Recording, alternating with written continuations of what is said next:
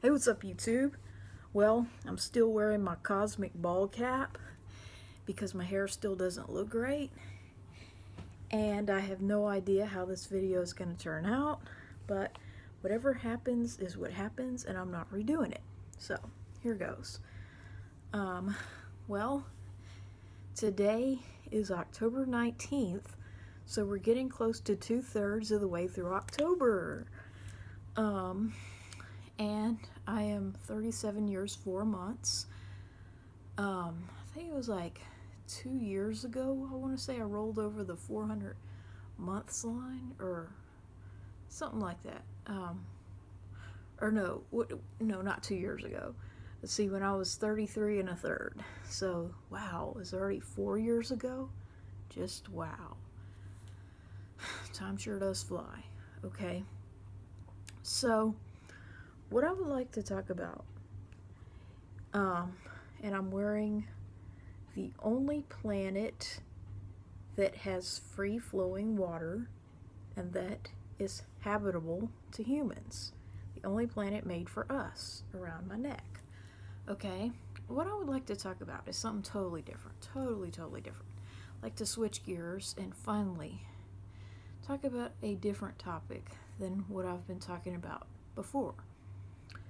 And it's why, out of all the planets, well, obviously I'm not the only person who feels this way, but out of all the planets in the solar system, the one and only planet that they should or will be landing on within the next, say, 20-30 years would be Mars. And why I hope that if and when they do, hopefully sooner rather than later, I hope it is all men and no women. I have no idea how it's going to turn out or what's going to happen, who's going to do it. But I just hope that they don't have any women if and when they finally make it to Mars. Or at least not at first, unless and until it can be made safer and, a better destination. So, what I like to talk about is basically the red planet. And the reason it's been on my mind, which is another reason I like to make this video, because it probably won't be on my mind for much longer. But the reason it's been on my mind here lately is because it's been very prominent in the sky.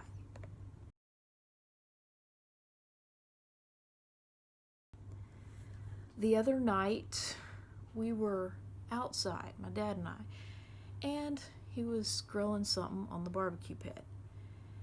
And he looked over in the sky and he said, "Is that a plane? It sure is bright for a star." And I said, "I guess so." But then as time went on, it only gradually rose in the sky in the east. And he said that can't be a plane because it would have already been gone by now. Well, what I found out is that it wasn't a plane, it was a planet, which is just one letter off. Okay, and I researched it and I found out that it was Mars. And that a lot of people have taken some really good pictures of it with their telescope. And it really got me thinking about the red planet like never before. Like I've always been intrigued by space in general, and I used to be silly when I was in school, and I used to tell kids these stupid made-up stories that I was from another planet. Well, obviously, I was only doing that for attention and just to be silly. And I wanted to be distinguished from everyone else. I wanted to be different as possible.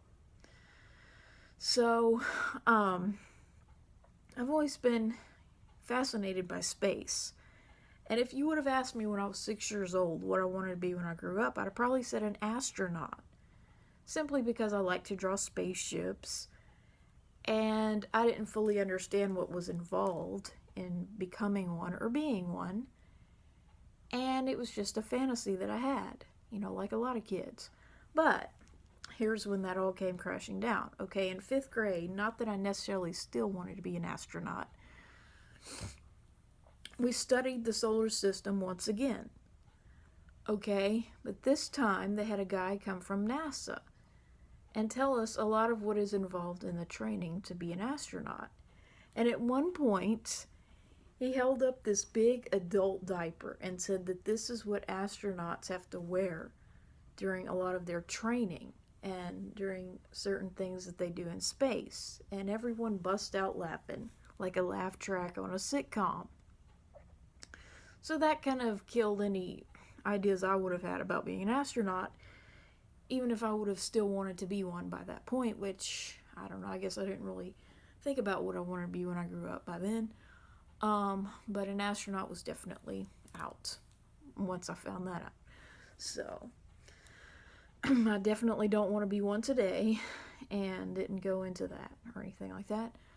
But I'm still intrigued, by space and just wondering if there's any other planet that's even remotely habitable, however you say that, or anything like Earth. And the reason why, out of all the planets, if I had to choose one planet, like if the Earth was going to be destroyed, and I had to pick one planet to land on, well, for obvious reasons, I would pick Mars, because it's the one that comes the closest to being somewhat, like, I don't know how to explain it, like, you could survive with a lot of advanced technology, whereas the other planets, well, Mercury and Venus are just too hot because they're closer to the sun, and the 4 gas planets have no way to land on them, and Pluto, well, you would have to travel about a decade, and it's smaller than the moon, which has no atmosphere whatsoever. So 3 of them have no atmosphere whatsoever. Venus averages 800 Fahrenheit, which is hotter than I think I can get that stove. The 4 gas planets have no way to land on them anyway, and their gravity is just ridiculous. So the only one, that anyone would even consider going to would be Mars. And it pretty much looks like the Middle East, but feels more like Antarctica.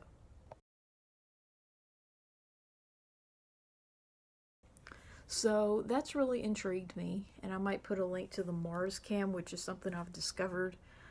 This live video of a rover going around Mars, and it's just really intrigued me, and it really fascinates me and everything. But one thing I do hope is, like I say, if and when they finally send some people to Mars, hopefully it'll only be 1 or 2 guys, men only at first, and certainly not if there's no way to get back to Earth, because that's the hardest part of all, is getting back to Earth. Once you're on Mars, it's hard enough to get there, but it's even harder to get back to Earth. So, hopefully, like I say, it'll be men only. And the reason I feel that way is because I just feel like, and this is something that I just really wish someone would have explained this to me in these terms. When I was like a teenage girl hating my body because I was female, I wish someone would have explained this concept to me.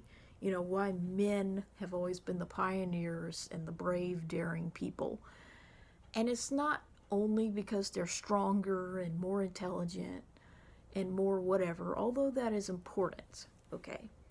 The real reason why men have always been the ones, to do things first, or to make sure something was safe enough to bring women later on, is because they're the expendable gender, okay? And what that means is like, the same reason men go to war, and we have never been required to. Women may have joined in the war effort, but they've never been drafted, okay?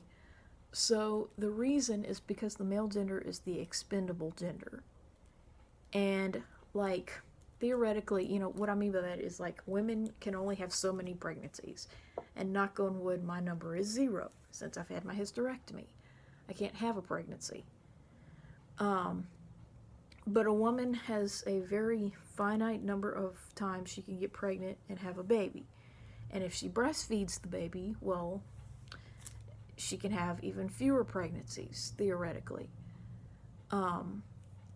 So, men, on the other hand, one man could father 1,000 babies. I mean, not necessarily saying that's a good thing, for one man to father 1,000 babies, but it could happen, you know, if it needed to be that way. Like if only one man survived, you know, and all the others died out of 1,000, well, theoretically, those 1,000 women, could all have a baby with that one man. And I know that's oversimplified, but my point is that, men produce unlimited sperm, for the rest of their lives if they're healthy, whereas women can only have so many pregnancies. And as a result, we have historically been protected basically from all but the worst thing that someone could possibly go through, which is childbirth. But from everything else, women have pretty much been protected. Like we're the princesses. We are protected, from doing all the heavy lifting, the risky behaviors, and the dying at a young age, like in a war. We have historically been protected from that. And that's why. That's why we had men on the moon. Not only the fact that they wanted to go to the moon and they were a lot more skilled in getting there, but that's why we've never had women on the moon, and we never should. There's just no logical reason to send women to a rock with no atmosphere. So women are not expendable, or they're very necessary on Earth. So, there's just no logical reason at this point, at least with the technology that we have, and as uncertain as it is, for women to be among the first people on Mars, or for women to even go to the moon in my lifetime. So yeah, I just hope that it's restricted to men only. Not that it will necessarily be, but I just hope it just happens to be men only, even if it's not like, women can't go, it's just that they happen not to. That's what I hope. Like I would love to see someone on Mars, or some more people on the moon in my lifetime, but I just hope it's men only. And that's why, because I just feel like, women are protected. For the simple reason that, well, we're the only ones, well, I can't, but women are the only ones that can have a baby. And so we've just always, always been kept out of those types of things, because at this point, it would just be a suicide mission, because they would be going there to die, and there's just no way to get back to Earth, if they did make it to Mars. And any other planet, well, they'd probably never get there. But, so, yeah, it's just, like I say, things like that should be men only, and we should just stop being so, I don't know how to say, politically correct, or, we should stop beating around the bush and saying how and why it should be men only.